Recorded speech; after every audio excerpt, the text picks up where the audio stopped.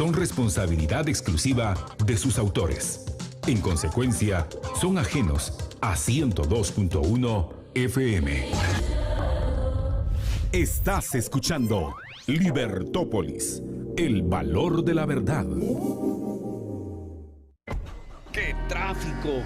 Me voy a relajar con la radio. En Guatemala hay más de 3.3 millones de vehículos. Regularmente todos traen radio. La radio es música, entretenimiento y noticias para aliviar ese tránsito que vives a diario. La radio es poderosa y no cuesta mucho. Millones de oyentes a todas horas. El medio ideal para vender a nivel nacional. Para más información, contáctanos al WhatsApp 4017-3291. 4017-3291. Libertópolis. El valor de la verdad. ¿En casa y no sabes qué cocinar? Nuevo San Martín Market con productos congelados listos para preparar en casa. Pupusas, lasañas, kit de tacos, pizzas y más. Pídelos al 2215-1515 o por www.sanmartinbakery.com.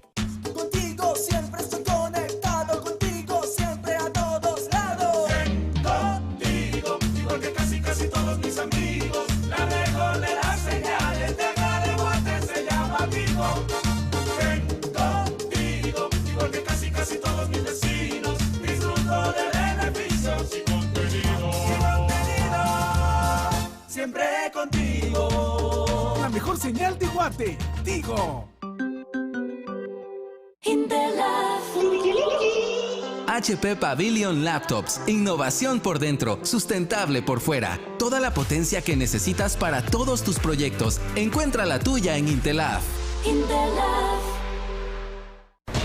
En Guatemala, Centroamérica. La hora exacta.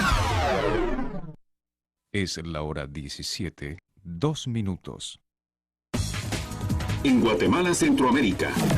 Libertópolis.com presentó La Hora Exacta.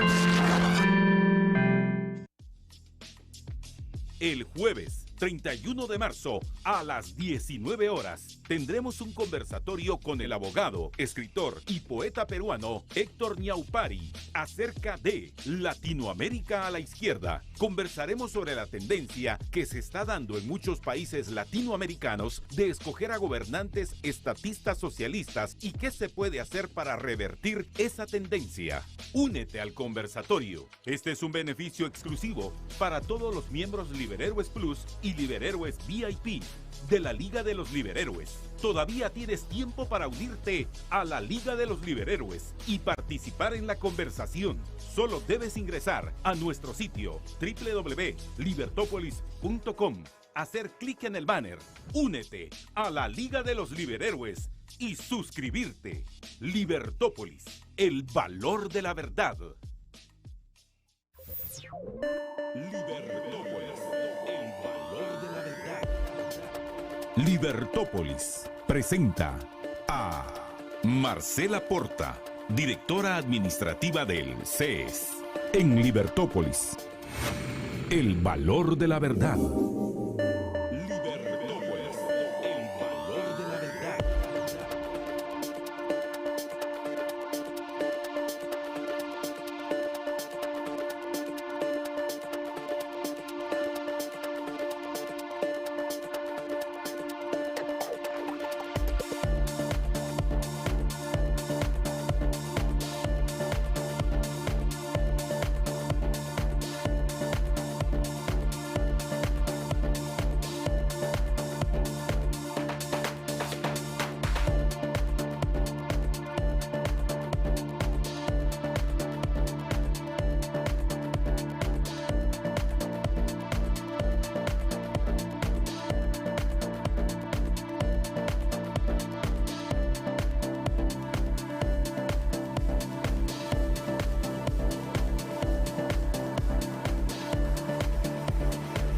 Libertópolis.com.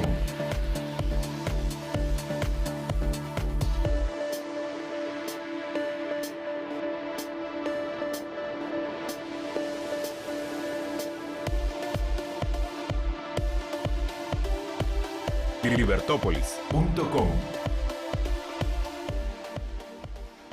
Bienvenidos a Libertópolis y al Centro de Estudios Económicos Sociales por la libertad individual de producir, consumir, intercambiar y servir sin coerción ni privilegios. Hoy vamos a estar platicando sobre el riesgo colombiano, que es un riesgo para toda la América hispana, y ahora más que nunca es importante hablar de este tema porque luego de las elecciones preliminares que se celebraron en Colombia, el candidato presidencial Gustavo Petro, resultó con el 65% de preferencia para los votantes colombianos. Esto haría que Colombia se sumara a un país más en América del Sur que opta por tener un gobierno socialista. Entonces, como vamos a ver más adelante, esto es un riesgo para toda América Latina y me acompaña el día de hoy Andrés Fonseca.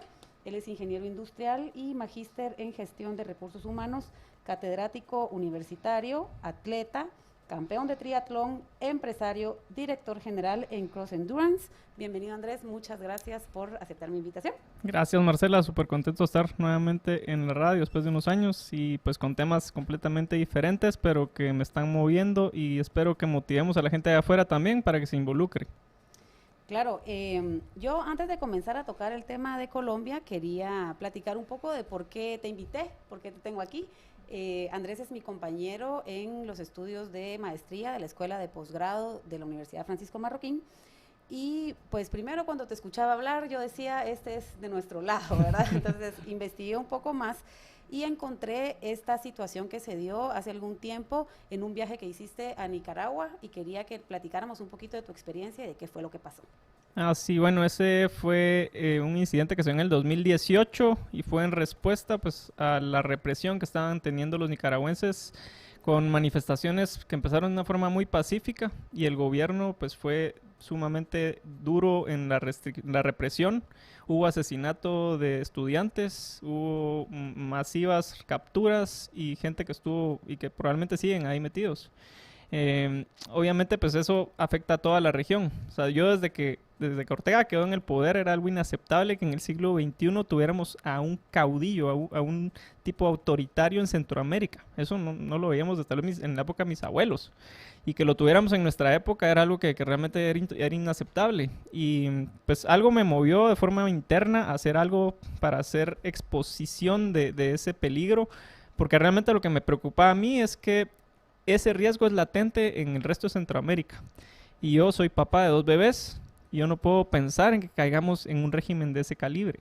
Entonces, bueno, lo que hice dentro de lo que podía pensar en su momento fue hacer una caravana en bicicleta desde Guatemala hasta Nicaragua para tratar de llevar algún mensaje de solidaridad con el pueblo nicaragüense, pero sobre todo también porque me di cuenta que había una falta de liderazgo práctico en Nicaragua.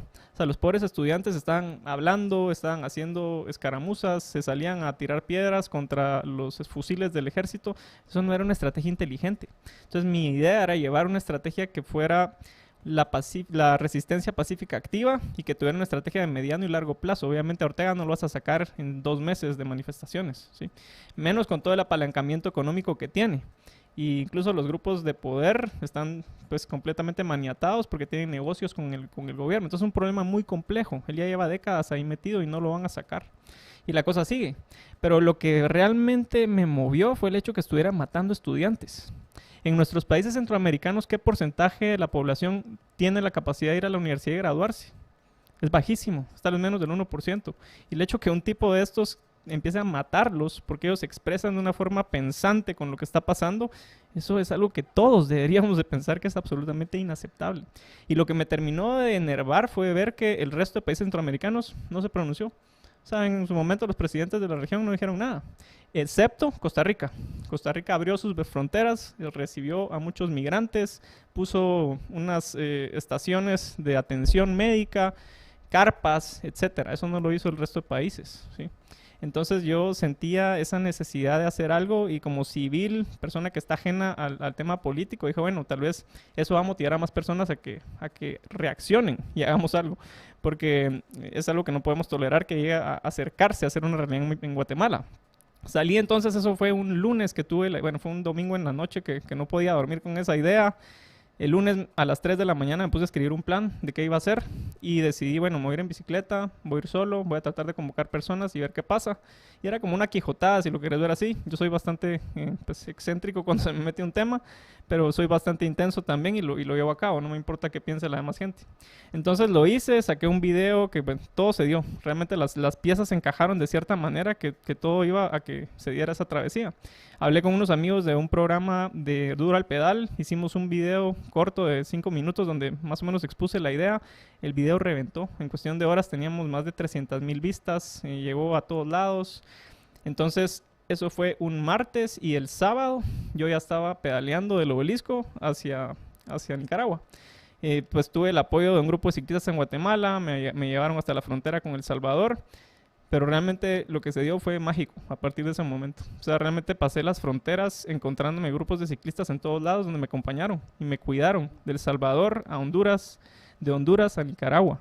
Y todo el mundo era gente normal, era gente que tomó muy corriente, que le gustaba la bicicleta. Y tuve desde algunos ciclistas profesionales hasta gente pues, amateur que se metía por media hora.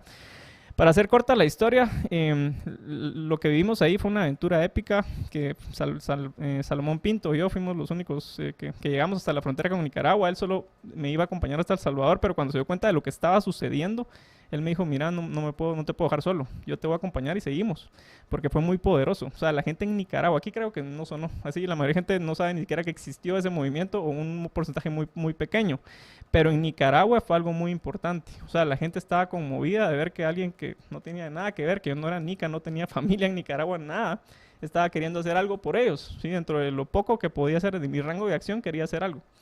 Y tuvimos N cantidad de mensajes todos los días de gente de Nicaragua, familiares de gente que estaba presa. Incluso algo bien duro fue que un niño que estaba llevando, porque fueron muchos eventos, pero digamos algo de lo más impactante fue que los estudiantes se atrincheraron en una catedral y estaban ahí, llevaban 3 días sin tener víveres ni comida y la gente trataba de meterles por las ventanas o por las puertas algo para que pudieran sobrevivir. Y era mucha gente hacinada ahí adentro, sin baños tampoco, o sea, las condiciones han de haber sido bastante terribles. Y dentro de esa dinámica, un niño de 13 años es asesinado por un fusil, ¿sí? Porque él llevaba bolsas de agua. Entonces, ese montón de historias, nosotros nos las tuvimos que tragar, pero era como que el motor que impulsaba la máquina para seguir adelante. Llegamos a la frontera con Nicaragua, éramos 2 personas de Guatemala, unos cuantos ciclistas que habían quedado de la parte en Honduras, y del otro lado de la frontera, pues acá hay un puente que divide la frontera, estaba un regimiento militar, habían un montón de elementos de migración y era como que si fuéramos a invadir. Y pues a mí me dio risa, yo iba con una bandera blanca, una bandera de Guatemala 3 ciclistas, y una bandera de Nicaragua, llevamos 3 banderas. Y bueno, cuando llegamos, el encargado pues recibe mis papeles, me hace esperar ahí un buen tiempo, y me lee después una carta que está escrita por supuestamente Ortega, ¿verdad? En el que prohibía mi entrada, que yo era una persona non grata y que no pues tenía derecho de meterme en los asuntos del país, y no logramos entrar. Dentro de ese momento, una periodista mujer, estaba pues escondida ahí en unos arbustos, nos habla, nos dice que nos acerquemos, nos cuenta, está súper nerviosa, ¿verdad? Y nos empieza a contar todo lo que está pasando del otro lado. Y me dice, mire, si tienes el contenido de tu mensaje o algo en algún medio escrito, puedes dármelo o de alguna forma digital, porque la idea era tener reuniones con todos los líderes estudiantiles en las diferentes universidades para tratar de armar una estrategia más inteligente. Obviamente un régimen de este calibre no lo vas a sacar tirándole palos ni piedras. Tienes que hacer una estrategia básicamente de guerrilla e inteligencia interna a largo plazo. Entonces mi idea era, bueno, boicotear al Estado. ¿Cuáles son los costos más altos de operación del Estado? Desde lo más básico, como pincharle las llantas a los carros del Estado, o sea, romper las fuentes de energía de las oficinas, o sea, tenés que tener gente adentro del Estado que obviamente no está acorde con lo que está pasando y que esté de tu lado y esté dispuesta a arriesgarse. Esa es una forma estratégica de hacerlo. Bueno, no lo han hecho y lo siguen sin hacer. Y pues el resultado es que Ortega sigue ahí. Entonces, bueno, me motivó el tema de que no podemos dejar que eso suceda en la región, ¿sí? Y el hecho de que yo estoy acá hoy es precisamente porque vuelvo a sentir ese llamado. Siento al monstruo más cerca que nunca, ¿sí? Y lo que veo a mi alrededor es que la gente no lo ve, ¿sí? Y algo que es muy triste, que lo vamos a ir platicando contigo, ¿verdad? Es el hecho de que cuando tú estás en un entorno en el que la derecha es una derecha floja, que tampoco tiene tan sólidas sus bases, digamos, ideológicas. O sea, en Nicaragua, precisamente con Ortega, en su momento fueron millones los que se invirtieron de capital guatemalteco, como de otros países de Centroamérica, en su proyecto, y hicieron pues inversiones en la industria maquilera, en las fincas de azúcar, en un montón de industrias más donde él facilitó el tema de aranceles, etcétera, y eso fue capital de empresarios guatemaltecos, ¿sí? Y perdieron todo en 2 años, ¿sí? Entonces, si estamos en esa realidad, ¿qué podemos esperar? Si estamos viendo que aquí actualmente incluso los grandes empresarios están hablando de apoyar a personas de izquierda como Tel Maldana, ¿sí? Entonces, ¿qué podemos esperar? Realmente es alarmante. Y siento que las personas comunes no saben lo que está viniendo, lo que se está formando. Y no saben ni siquiera las reseñas históricas de dónde viene ese movimiento. Pues eso es lo que quiero hoy hacer énfasis, y que pues la gente común, como yo, como tú, se dé cuenta que tenemos que involucrarnos. Esto ya no es un tema de tomarlo a la ligera o algo que pues, se ve como algo muy lejano. Si no, nos va a pasar lo que pasó en Venezuela, donde la gente veía imposible que eso se diera a dar. ¿Y ahora qué ha pasado? 6 millones de venezolanos fuera de Venezuela, y los demás ahí, pobres y esclavizados. Claro, excelente. Una perspectiva un poco más internacional sobre lo que está pasando en nuestros países vecinos, para que lo tomemos como ejemplo y no nos pase a nosotros. Vamos a ir a la primera pausa, y cuando regresemos no se pierda lo que está pasando en Colombia.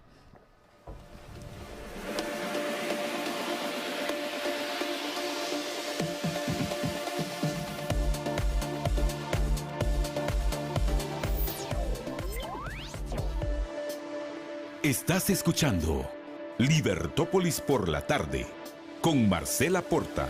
En Libertópolis, el valor de la verdad. El jueves 31 de marzo a las 19 horas tendremos un conversatorio con el abogado, escritor y poeta peruano Héctor Ñaupari acerca de Latinoamérica a la izquierda. Conversaremos sobre la tendencia que se está dando en muchos países latinoamericanos de escoger a gobernantes estatistas socialistas y qué se puede hacer para revertir esa tendencia. Únete al conversatorio. Este es un beneficio exclusivo para todos los miembros Liberhéroes Plus y Liberhéroes VIP de la Liga de los Liberhéroes. Todavía tienes tiempo para unirte a la Liga de los Liberhéroes y participar en la conversación. Solo debes ingresar a nuestro sitio www.libertopolis.com, hacer clic en el banner Únete a la Liga de los Liberhéroes y suscribirte. Libertópolis, el valor de la verdad. Nuevo San Martín Market. Disfruta de nuestros nuevos productos congelados listos para preparar en casa. Pupusas, lasañas, kit de tacos, pizzas y más. Pídelos al 2215-1515 o por www.sanmartinbakery.com. ¡Ulurum! ¡Qué bolsona de señorial compré! En la tienda de la esquina la encontré. ¡Ulurum! ¡Qué bolsona de señorial compré! En la tienda de la esquina la encontré. ¡Qué montón de producto tiene! La bolsona de señorial y solo 2 quetzalitos pagué. Pide a tu tendero las 4 nuevas bolsonas de señorial. ¡Ulurum! ¡Qué montón de producto tiene cada una para darle sabor a tu antojo! ¡Qué montón de producto tiene! La bolsona de señorial. Y solo 2 quetzalitos pagué. ¡Ulurum! Corra la voz. El Seguro Social informa que los pensionados por invalidez o vejez que reciben asignación familiar este año deben declarar la persistencia de las condiciones. Tienen un mes a partir de la fecha de cumpleaños. Deben presentar el DPI de los pensionados y los beneficiarios. En el caso de los menores, el certificado de nacimiento que contenga el Código Único de Identificación CUI. Para más información, llame al 1522 opción 3. Instituto Guatemalteco de Seguridad Social IGS. Libertópolis por la 102.1 FM y todos nuestros medios virtuales. Libertópolis, el valor de la verdad. Libertópolis, el valor de la verdad.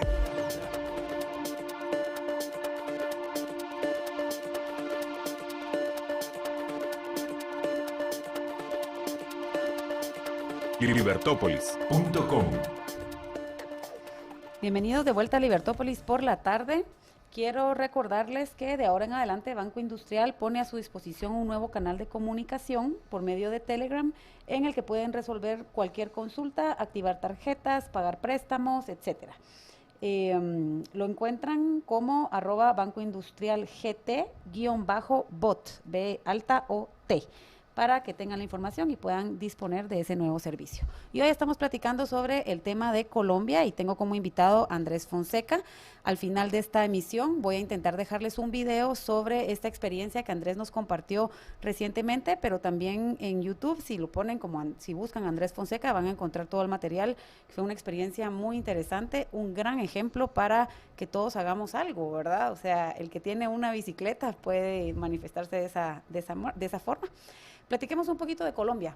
¿Qué está pasando? ¿Por qué está pasando? ¿Cómo escucha a la gente a alguien como Gustavo Petro con todas sus sandeces? Sí, bueno, vámonos un poquito a lo que pasó en el 2021, donde tuvimos manifestaciones violentas, que al final ese es el modus operandus de la izquierda en Latinoamérica, y es tomar una causa justa que probablemente es justificada porque existe una parte de la población que resiente algún tema, y cuando se empiezan a expresar de una forma pacífica, se infiltran, crean desestabilización, violencia, rompen cosas, vandalismo, y eso probablemente no era ni siquiera la finalidad de los que verdaderamente estaban a la cabeza de esa revuelta. Entonces, eso se replica desde la historia de la izquierda y la forma en la que ha operado. Hablar de Colombia es hablar del Foro de Sao Paulo. El Foro de Sao Paulo, si nos vamos un poquito a la historia, y no voy a una clase de historia, pero digamos solo para que sepamos y nos ubiquemos en el tiempo. O sea, el Foro de Sao Paulo surgió en 1990, es una iniciativa de Fidel Castro con Lula da Silva, cuando cae el muro de Berlín y la Unión Soviética pues se desintegra en sus 15 naciones, dejan de ser una unidad, y entonces la fuente de fondos ilimitada, que era Rusia, para toda la izquierda en Latinoamérica, se acabó. Y bueno, tenemos que reconocer algo. Yo realmente admiro de Fidel Castro, que era un genio. Era un genio con un liderazgo que tal vez no hemos vuelto a tener en Latinoamérica. Es impresionante lo que logró hacer con una pequeña isla y lo que logró hacer contra todas las potencias. O sea, no lo admiro como una persona a quien yo quisiera emular, pero reconozco su genialidad y su liderazgo. Y con Lula da Silva pues dicen, bueno, tenemos que hacer algo diferente. ¿Y qué hacemos para poder sustentar la operación de la izquierda ideológica en Latinoamérica? Y entonces crean el Foro de Sao Paulo, donde se empiezan a organizar diferentes grupos, ¿sí? Para ese momento pues el único país que realmente estaba con presencia gubernamental marxista era Cuba. Pero la cosa va evolucionando y en el 1994, si no estoy mal, aparece un jugador nuevo en la escena que es Hugo Chávez. Y Hugo Chávez se presta hacia el servilismo, hacia Fidel Castro, a la idealización de Fidel Castro, y se vuelve su caballito de batalla. Lula da Silva no logra ganar elecciones todavía, pero en 1998 Hugo Chávez es electo democráticamente. Y eso cambia el juego de la izquierda en Latinoamérica, porque se dieron cuenta que el tema de la guerrilla, que fue la estrategia que se hicieron en los 50 en toda Centroamérica, el resto de Latinoamérica no tuvo ni un caso de éxito, excepto por Nicaragua, porque fue mucho después. Pero digamos que no tuvieron acceso al poder a través de la fuerza ni de la guerra de guerrillas. Entonces evolucionaron y es algo mucho más elegante, que fue a través de la vía democrática. Y Hugo Chávez al poder. O sea, Venezuela creo que en ese momento era el tercer país en producción de petróleo, tal vez con las reservas más grandes del mundo, o de las más grandes del mundo, más que Arabia Saudita incluso. Entonces, la brillante capacidad de visión de Fidel Castro, que bueno, aquí en Latinoamérica, ¿cuáles son los países más ricos que pueden venir a sustituir a lo que era la Unión Soviética? Brasil y Argentina, Brasil y Venezuela, y lo logra. Y entonces empiezan a tener nuevamente financiamiento estas organizaciones y empiezan a tener mucho más control y poder. Ya para el 2009, si no estoy mal, tenían a 14 jefes de Estado en toda Latinoamérica. Entonces fue muy exitoso esa organización del Foro de Sao Paulo. Pero obviamente lo que hemos visto es que son pésimos gobernantes, ¿sí? Incluso son peores que la derecha corrupta que estaba anterior a ellos. Entonces se empieza a desquebrajar.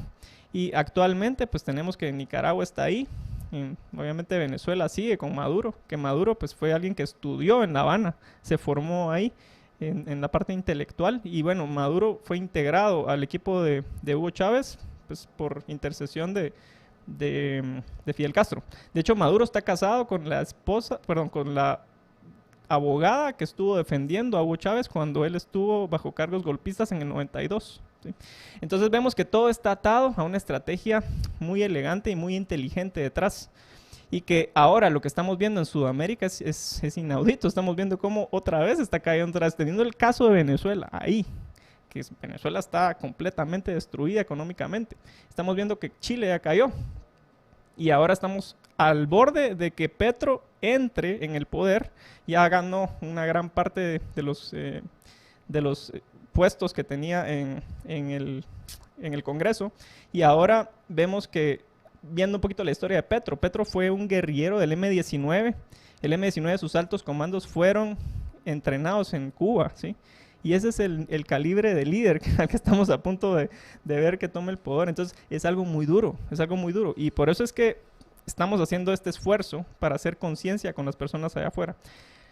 No es un tema tanto de realmente parcializar el tema. Obviamente si la izquierda está tomando tanta fuerza es porque la derecha no ha hecho bien su trabajo, ¿sí? Y que entonces, ¿qué tenemos que hacer? O sea, tenemos que entrar de fondo a cambiar la estructura del sistema desde lo más profundo del modo de operar, ¿sí? Entonces tenemos que integrarnos y que las personas que representen los valores y las virtudes se empiecen a involucrar en el proceso político, ¿sí? No podemos ser observadores ya más. O sea, lo que sucede es que cuando llega uno de estos monstruos al poder, o sea, perdemos la libertad y perdemos la capacidad de hacer negocios y perdemos todo, ¿sí? Y ya cuando eso se da, o sea, retroceder es muy difícil. Entonces el momento para que nos empecemos a preparar es ahorita. Tenemos un periodo, porque hay una ventaja, y lo he conversado con varios de mis amigos políticos, y es que actualmente no hay un líder fuerte de la izquierda en Guatemala. No hay un buen orador, no hay alguien que suene realmente, que tenga mucho empuje. Pero ¿qué pasa si aparece alguien con las capacidades de Portillo, que esté con la capacidad intelectual también de manejar a las masas? O sea, es muy fácil meterle, inflarlo y que llegue al poder, ¿sí? Que Portillo tuvo una agenda que no siempre fue socialista. Telma Cabrera no lo hizo tan mal. A mí me preocupa mucho. Yo cuando veo a un Pedro Castillo que quedó de presidente en Perú, me pregunto ¿qué hace que quede un Pedro Castillo en Perú? ¿Y qué tan lejos estamos nosotros?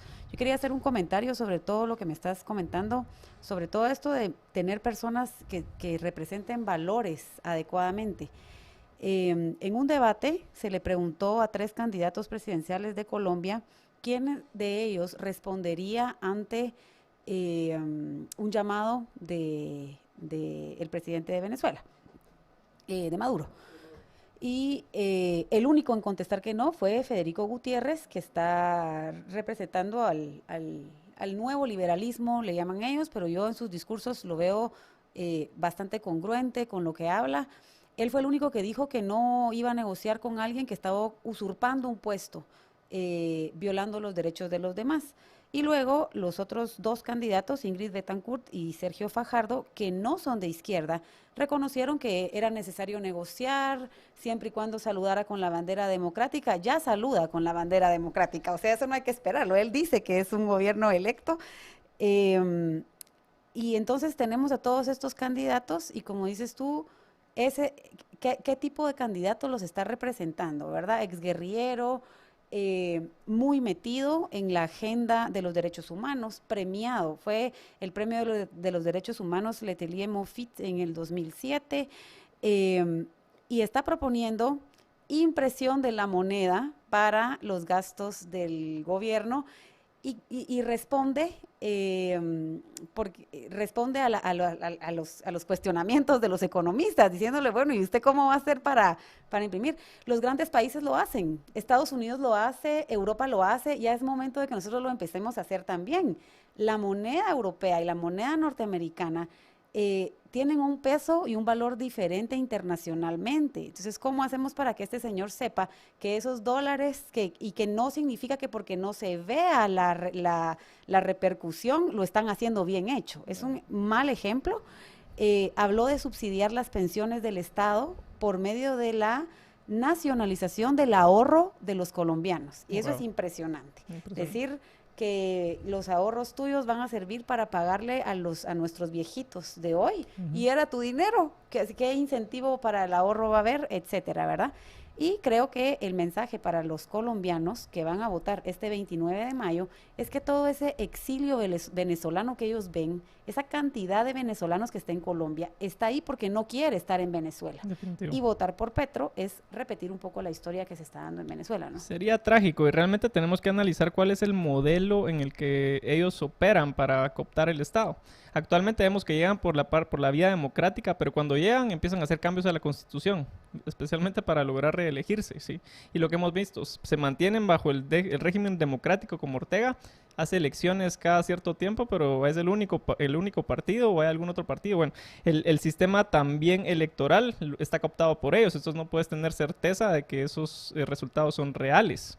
Los medios de comunicación también pasan a ser parte del Estado, empiezas a unificar poderes. Entonces cuando tenés un monstruo de ese calibre que empieza a tomar y a tomar y a tomar, no hay manera de pararlo, ¿sí? Es muy difícil por una vía pacífica.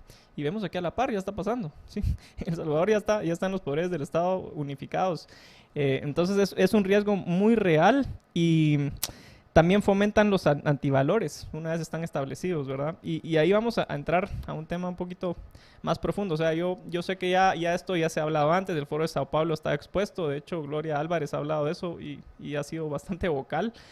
Pero hay una parte, digamos, que hace falta conocer, y creo que nadie lo ha hecho. Y eso pues me gustaría a mí aportar, que es algo que no he visto que nadie lo ha hecho. Y es entender que más allá que una ideología económica o de gobierno, el marxismo extremo del Foro de Sao Paulo es una logia. Es una logia con una cosmovisión. Una cosmovisión en la que, digamos, afianzados en el marxismo puro, es inmaneísta. O sea, lo que trata de vender es la ideología de que la vida no va más allá de tu existencia humana. Esas son las bases ideológicas, digamos, profundas, ¿sí? Sobre eso ellos actúan. Entonces están capacitados a hacer todo porque simplemente creen que no hay consecuencias ni hay nada. Tenés que aprovechar la vida material que tenés, de lo que sea que tengas de vida útil, y puedes hacer lo que sea sin consecuencias. O sea, ¿por qué es importante eso? Porque vos como persona estás limitada a actuar en base a tus creencias más profundas, ¿sí? Tú vas a ser una buena o una mala persona en base a esas creencias más profundas. Pero estos tipos realmente no tienen un valor, digamos, a Dios, a la creación. Es todo ultramaterialista. Y eso es importante, porque entonces les abre la puerta a ser básicamente psicópatas. Y por eso los vemos que no tienen remordimiento por nada. El llamado aquí es entonces a que reaccionemos, ¿verdad? Sí, hay un problema económico en ese tema que no está ligado a las creencias religiosas, sino a comamos hoy nosotros, aunque nuestros nietos mañana se mueran de hambre, ¿ya? Hablemos un poco de esto que mencionabas sobre, hay que analizar cómo lo hizo la derecha, cómo lo hizo Iván Duque, por ejemplo, para que las personas estén volteando a ver tanto a Gustavo Petro, porque es 65% de aceptación, casi que las primeras planas eran no vamos a tener segunda vuelta. Impresionante. Yo me iría un poco atrás incluso a lo que hizo Santos. O sea, él ¿qué hizo? Fue negociar con las guerrillas, ¿sí? El ELN y todos los partidos extremistas en La Habana. Y pasaron de ser grupos terroristas a convertirse en partidos políticos, ¿sí? Legitimizados por él mismo. Entonces, cuando haces eso, vos invitaste a la culebra a cenar a tu casa, ¿sí? Entonces, cuando eso ocurre, obviamente todo el trabajo que había hecho Uribe se vino abajo. Y ahí empieza el gran problema. Y empezamos a ver esta mentalidad de volquémonos a la izquierda. Obviamente Iván Duque ha sido muy suave también. Y eso es el problema, digamos, estamos tratando con gente que no podemos negociar, digamos, de una manera civilizada. Tenés que ser un poco mano dura. Y Uribe fue un ejemplo excelente de eso. O sea, él entró con todo y enfrentó a los narcotraficantes. Entonces, ¿quién es Álvaro Uribe? Un ganadero que trabajaba, que realmente es un empresario que sabe lo que es eso. Y entró sin miedo y puso en riesgo todo. Creo que eso es lo que necesitamos. Necesitamos una derecha que se mueva y que sea enérgica enfrentando este tipo de cosas. A mí Guatemala me preocupa. O sea, veo que la derecha aquí no está haciendo nada. Y de hecho está tomando partido de todos, están invirtiendo en todos, y si queda a la izquierda, pues ya tengo yo garantizado mi lugar. Y eso es un error enorme, es lo que pasó en Venezuela. De hecho, aquí traje un libro importante que para que todos los lectores, todos los escuchas, le den un vistazo. Es La Guerra Cultural del Foro de Sao Paulo por Alejandro Peña Esclusa. Eso lo terminó de redactar en el 2021, entonces bastante vigente. Y lo que hablábamos contigo, Marcela, antes de empezar el programa, es que es un libro que tú y yo pudimos haber escrito tal vez en 10 años, después de que ya estamos viviendo en Guatemala un régimen de este tipo, donde tú y yo vimos el problema y lo hablamos en un programa como este, y vimos que nadie hizo nada. Él aquí da todas las herramientas que él propone para enfrentar este flagelo. Sí, pero Venezuela, o sea, ya es tarde, ¿verdad? Y Maduro sigue ahí. Este pobre tipo pues no ha tenido la capacidad de publicar internacionalmente ni expresarse en medios digitales, o sea, está súper limitado. Pero este librito fue de un amigo personal que estuvo en Colombia recientemente en un foro donde pues estuvo Bolsonaro, toda la derecha latinoamericana, hablando sobre diferentes temas, y así fue como yo lo recibí. Pero creo que si lo buscas en internet y si pues, la audiencia lo busca, puede encontrarlo. Lo vas ahí a postear tú en redes. Y lo importante es que tenemos que entender que son muy astutos. O sea, tienen una filosofía gramsciana. Gramsci, que fue el fundador del Partido Comunista, del Partido Socialista en Italia, uno de los fundadores, él tiene claro que, digamos, el proletariado contra los patronos no funcionó, que era pues la visión de Marx.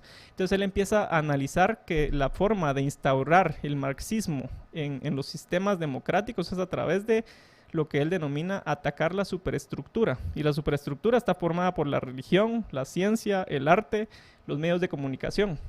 Y entonces ellos infiltran. Aparte, tienen la escuela rusa y cubana de inteligencia, ¿sí?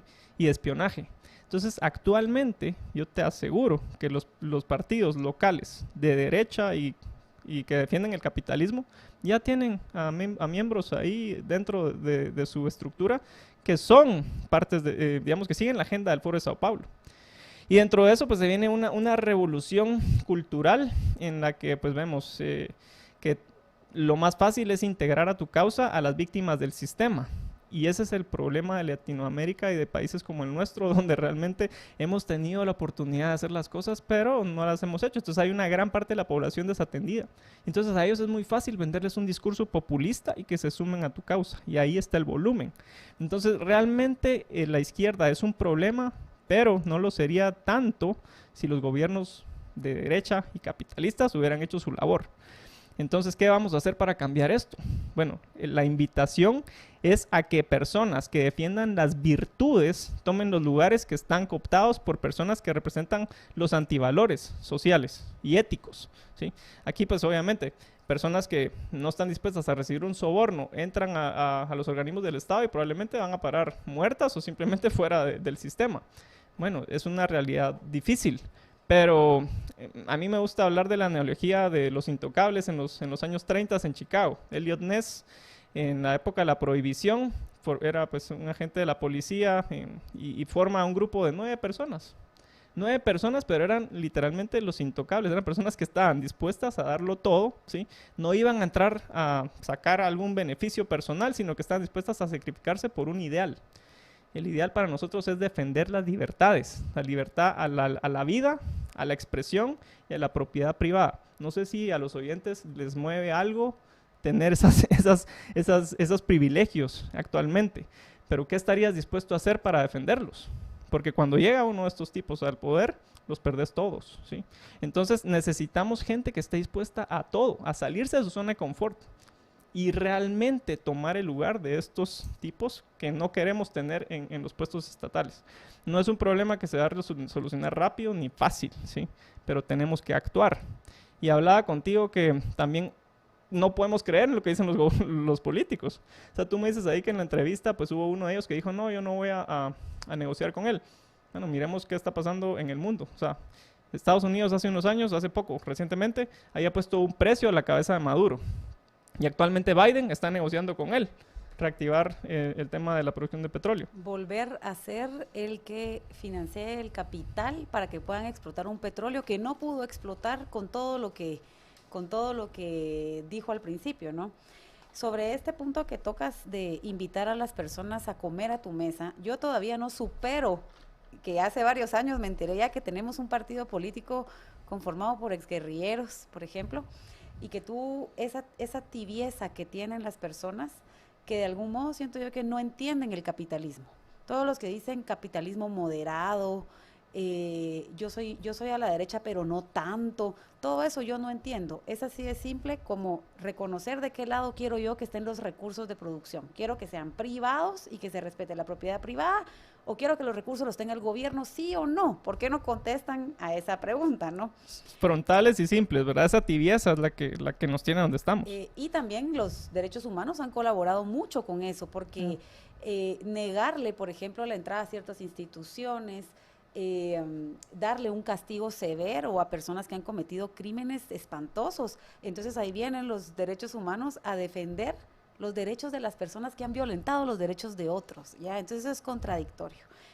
Yo sé que no todo el mundo está de acuerdo con esto y que Ayn Rand era bastante extremista en este sentido, pero muchos pensamos que alguien que violó tus derechos no tiene derecho a que se le consideren los de él de la misma forma, porque pues obviamente se siente con cierta potestad sobre la vida de las otras personas. Voy a repetir el nombre del libro: La Guerra Cultural del Foro de Sao Paulo. Está escrito por Alejandro Peña Esclusa. Voy a tratar de buscarlo en internet y de dejarlo colgado en los comentarios de la sesión de hoy. Vamos a ir a nuestra segunda pausa y regresamos en un minuto, no nos cambie.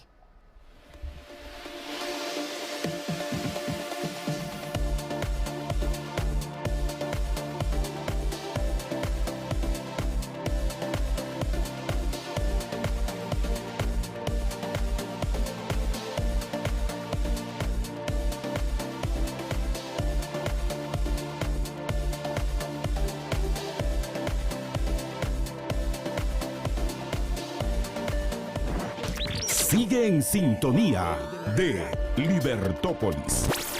El valor de la verdad.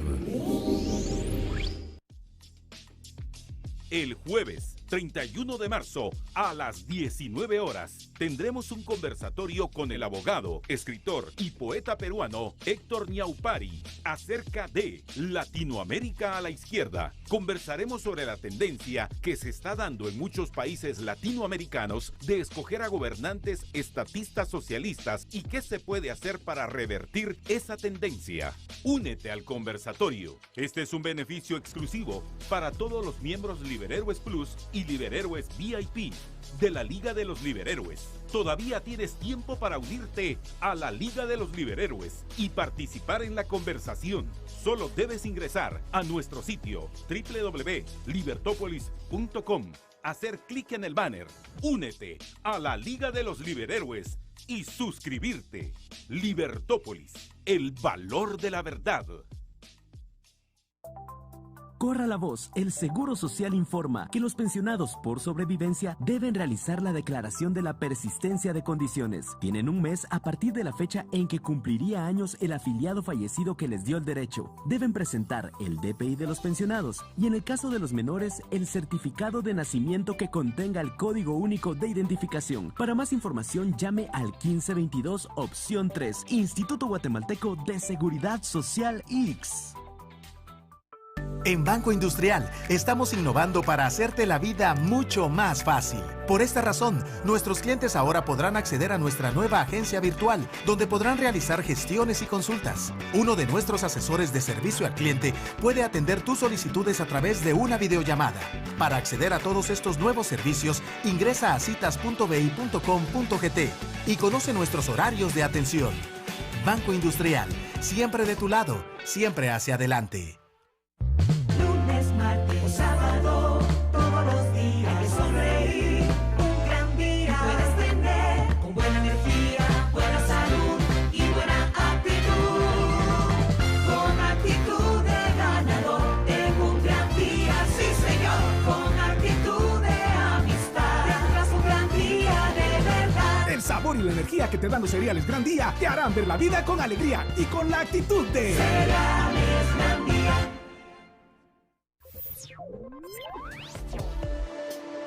Estás escuchando Libertópolis por la tarde. con Marcela Porta en Libertópolis. El valor de la verdad. Libertópolis,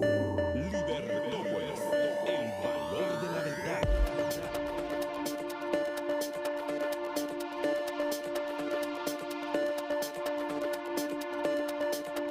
Libertópolis.com. Bienvenidos de vuelta a Libertópolis y estamos platicando hoy con Andrés Fonseca sobre el caso colombiano, qué es lo que está pasando hoy en Colombia y cómo nos afecta a toda América hispana. Tenemos un montón de comentarios en redes y un montón de felicitaciones para ti, pero creo que hay dos preguntas que podrían resumir bastante los comentarios que nos han hecho. La primera es, ¿cómo le hacemos contrapeso a todo lo que está pasando a nivel mundial? Yo estoy muy frustrada. Yo me siento frustrada a veces, incluso en los salones de clases, y ya sabemos que en Guatemala tenemos ese oasis libertario, ¿verdad?, que es la Universidad Francisco Marroquín,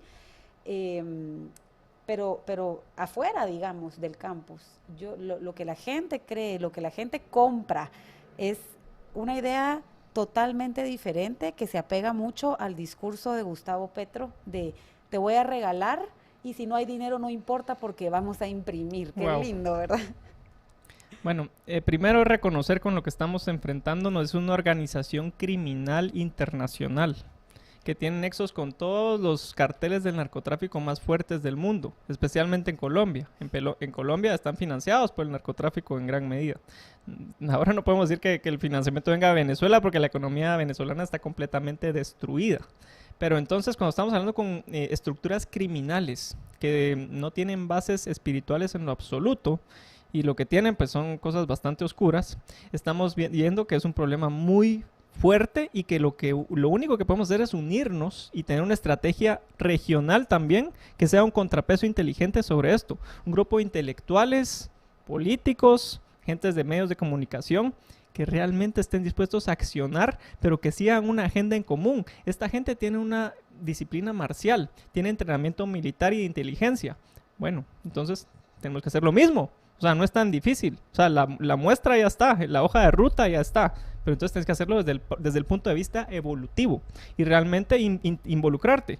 Voy a leer ahorita algo que fue en la última reunión del foro, bueno, no la última, pero una de las últimas reuniones que tuvieron en Managua, el foro de Sao Paulo, donde Maduro dijo, al foro de Sao Paulo, y voy a hacer, digamos, una cita textual, le puedo decir desde Venezuela, estamos cumpliendo el plan, va como lo hicimos, va perfecto, ustedes me entienden.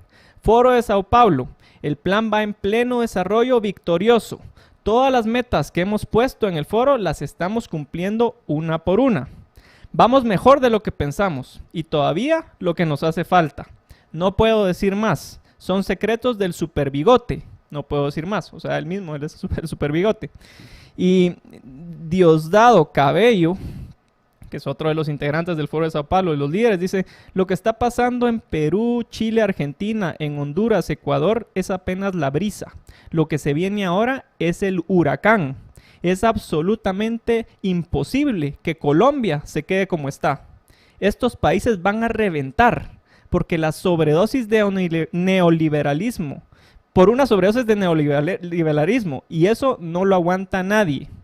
Es la maquinaria que utilizan a nivel del hemisferio para llevar a cabo sus planes. Entonces son muy organizados y mantienen una red de comunicación y de acción muy eficiente. Entonces, ¿qué tenemos que hacer para hacer un contrapeso? Pues hacer lo mismo, pero desde una perspectiva evolutiva que defienda las libertades. Y realmente tomar acciones, tenemos que involucrarnos, la gente común. Ahí hay otra pregunta en la que preguntaban, ¿quién es la buena derecha en Guatemala? La buena derecha es la gente común. La gente común que trabaja, que se revienta todos los días para ganar su dinero y que pues debería apreciar la libertad y la capacidad que tiene para hacer negocios libremente en Guatemala. Como les digo, tal vez los más grandes empresarios de Guatemala no sean los mejores ejemplos, por lo que he visto. Y aquí, algo que hablábamos con Marcela, es que yo no estoy hablando de teorías o de cosas que no están respaldadas con hechos que me consten. Son experiencias lo que estoy hablando, ¿sí? Y sé de primera mano no voy a decir nombres, pero de grandes empresarios que sí han invertido en gobiernos como el de Ortega, ¿sí? Y han perdido su dinero. Entonces, esos son los grandes empresarios de Guatemala que al final reparten a todos lados. Entonces, tampoco esperen a que los grandes empresarios hagan algo, porque ya lo estarían haciendo si realmente se interesaran por ser un contrapeso. Entonces, es más allá que esperar a que el gobierno de turno haga algo o que los grandes empresarios hagan algo, es las personas comunes, las personas que son representantes de las virtudes, los que tenemos que involucrarnos y tomar esos lugares. O sea, es difícil. Y hablaba con alguien y me decía, yo no sé, la gente dice normalmente los buenos somos más, y esa palabrita, esa expresión que utilizan, y a mí ni me consta que eso sea cierto, en primer lugar. Y bueno, si llegamos a pensar que sí, ¿dónde están? Porque no hacemos nada, ¿sí? Los que supuestamente nos consideramos buenos, pues no nos movemos a la eficiencia ni al ritmo que van ellos. Entonces me decía una amiga, no, pero lo que pasa es que ellos se dedican a eso y reciben un sueldo. Nosotros hacemos nuestra vida y digamos como algo adicional. Bueno, tiene razón, pero entonces tenemos que cambiar eso. Tenemos que entrar aquí y digamos una restricción que yo pondría, digamos, en el tema de alguien que realmente quiera ser serio, en involucrarse en esto y en ser un frente verdadero, es que tiene que pasar por un filtro. Y el filtro que yo le haría es, bueno, ¿querés entrar a una causa en la que estás dispuesto a perder todo, a perder credibilidad, a que te difamen, a que probablemente perdas amistades, ¿sí? Y perdas incluso el estilo de vida que tenés actualmente, pero que vas a defender a tu país y vas a defender las libertades fundamentales que tenés como ser humano? A ese nivel tenés que estar dispuesto a llegar. Si estás viniendo aquí, como entran los diputados, que entran a ver cómo marginan, a ver cómo reciben un retorno sobre la inversión y les meten un montón de plata. ¿Quiénes son los dueños de los partidos en Guatemala? Aparte de los grandes empresarios que también meten su dinero y bueno, financian a los caballitos de batalla que quieren, también tenemos a los narcotraficantes y al crimen organizado detrás. Entonces, esa gente mete dinero buscando un retorno, ¿sí? Bueno, tenemos que cortar eso. Tiene que cambiar. La gente que entra aquí no tiene que ir a buscar un retorno. De hecho, tiene que estar dispuesta a perder para poder hacer un cambio. Cuando eso llegue a ese nivel de radicalismo por defender las virtudes, vamos a poder esperar que esto cambie. Pero mientras vemos ahí los diálogos de personas que hablan una cosa pero hacen otra, la cosa no va a cambiar. Entonces, ¿cómo vamos a hacer un contrapeso? Involucrándonos. Claro, yo comparto un poco la frustración de la persona que te dijo que ellos tienen tiempo, ¿verdad?, para dedicarse. Yo a veces intento hacer resúmenes de las últimas propuestas del gobierno. Van tan rápido que no puedo. Y porque definitivamente a eso se dedican, ¿no? Y los de izquierda que salen a las calles a manifestar y que convencen a otras personas, es como que estuvieran evangelizando grandes masas todo el tiempo, porque no tienen que ir a trabajar. Creo que hay una mezcla entre eso y que nos hemos dedicado mucho a no profesionalizarnos de forma científica en Guatemala, ¿verdad? Hay carreras que representan, que elevan el valor de la productividad de un país, ¿verdad? Las carreras que Ayn Rand llamaba las que no tienen contradicción, ¿verdad? Un médico que no es buen médico mata al paciente, un arquitecto que no es buen arquitecto se le cae el edificio, un buen ingeniero en sistemas. Y todas esas son carreras científicas que podrían darle mucho valor a Guatemala y sin embargo de menos en menos, ¿verdad? Las aulas están vacías o hay muchas carreras que son subjetivas, ¿verdad? Dependen de la opinión de las personas. Nos restan productividad, no lo estamos promocionando bien. Y tenemos que salir del modo zombie en el que estamos. O sea, la gente está envuelta en sus dramas diarios y deja de ver la perspectiva de lo que está pasando a nivel global. Actualmente, este año se habló de hacer una moneda digital centralizada y estaban hablando de eso en Inglaterra y bueno, los países europeos, y que puede ser programable. Eso significa que bueno, la idea es eliminar el dinero físico y pasar a este sistema, pero cuando te metes a estudiar y lo puedes buscar como Central Banking Digital Currency, puedes ver qué significa que sea programable. Significa que tú vas a poder tener acceso a hacer transacciones bajo ciertas restricciones y parámetros que pueden ser modificados desde la banca central o desde el sistema de gobierno. No estoy hablando de China, estoy hablando de Inglaterra, están hablando de eso.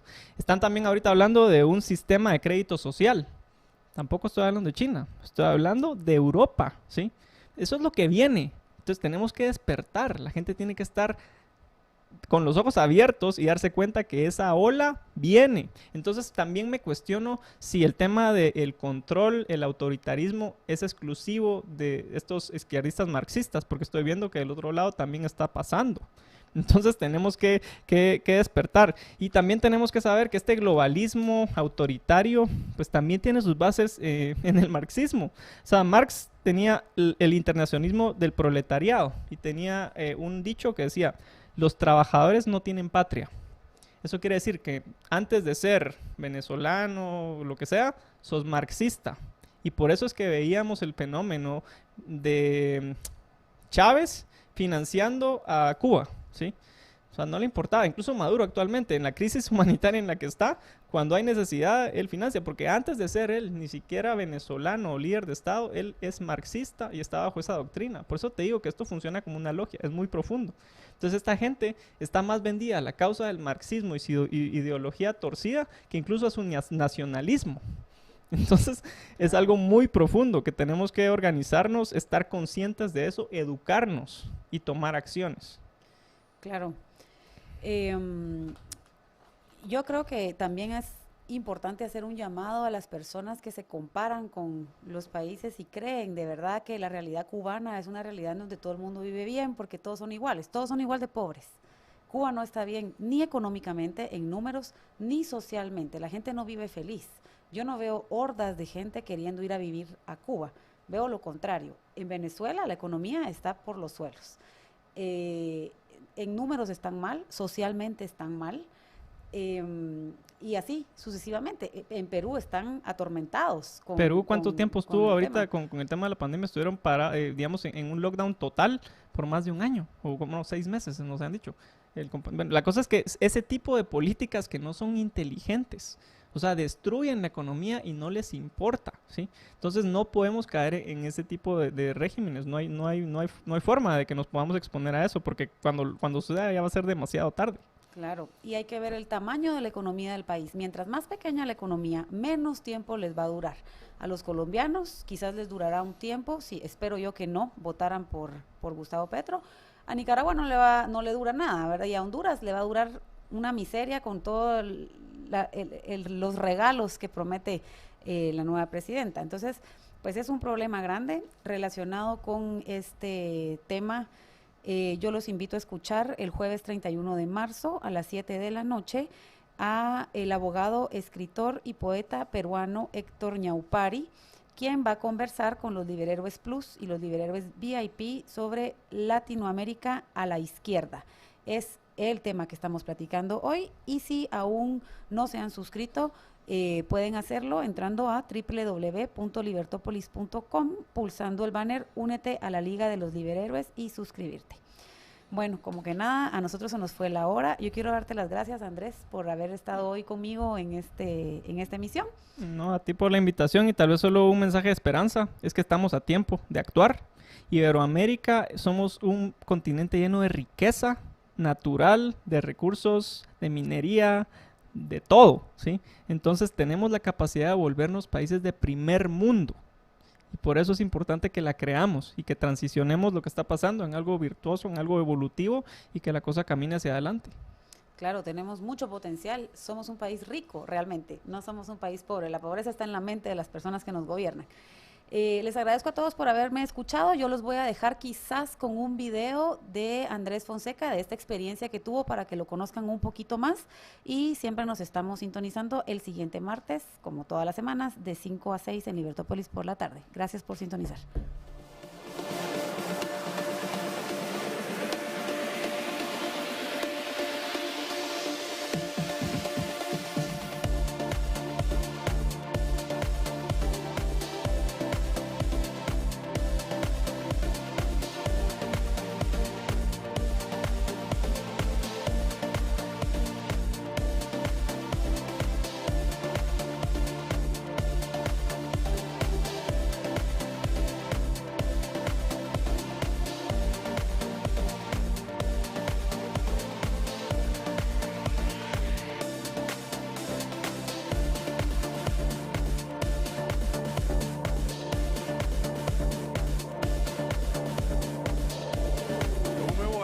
De Abuso de poder y autoritarismo. Las autoridades de migración detuvieron en la frontera con Honduras a un atleta y emprendedor guatemalteco, Andrés Fonseca, quien desde el sábado pasado, 28 de abril, viajaba en bicicleta a Nicaragua para promover una campaña de solidaridad con las víctimas de la represión. Es decir, el gobierno autoritario de Daniel Ortega se ha sentido amenazado por un ciclista pacifista. Esta mañana Fonseca llegó al puesto fronterizo del Guasable tras recorrer 800 kilómetros desde la ciudad de Guatemala, pasando por El Salvador y Honduras, pero fue retenido en la frontera por las autoridades, quienes alegaron que se reservaban el derecho de acceso a nuestro país de un extranjero que intentaría entrometerse en temas de la población nicaragüense. Nuestro colega Elmer Rivas habló esta tarde con Fonseca y esto fue lo que nos contó.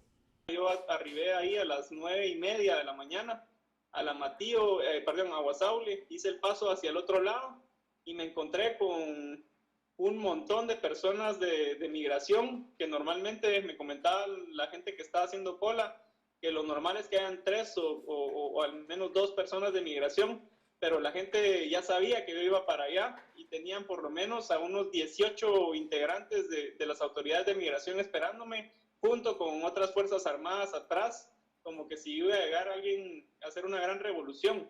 Yo lo único que llevaba era una bicicleta, una bandera blanca y una bandera de Nicaragua, y un mensaje de paz, de amor y de unidad para la región centroamericana.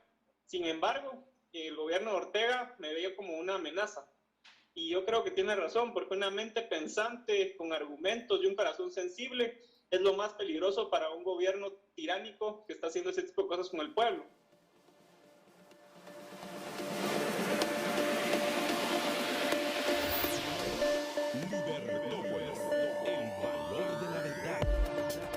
Libertópolis presentó a Marcela Porta, directora administrativa del CES. En Libertópolis, el valor de la verdad. Estás escuchando